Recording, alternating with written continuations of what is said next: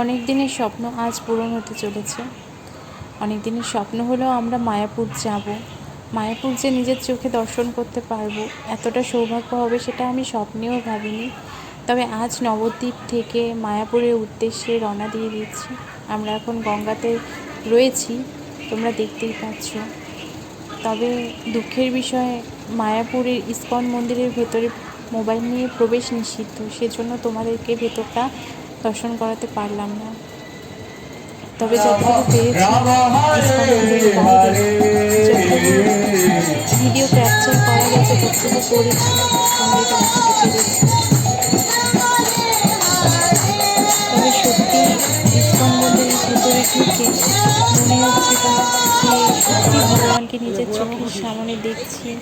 আনন্দের চোখ দিয়ে জল বেরিয়ে গিয়েছিল, বলার ভাষা নেই, এতটা ভালো লাগছিল।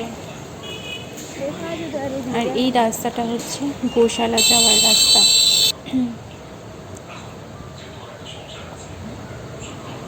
তোমরা দেখতে থাকো।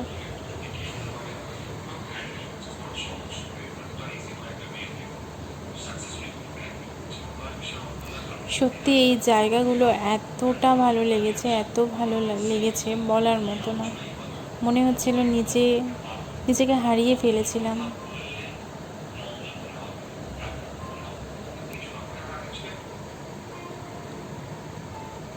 এতটা সৌভাগ্য হবে কখনো ভাবতে পারিনি।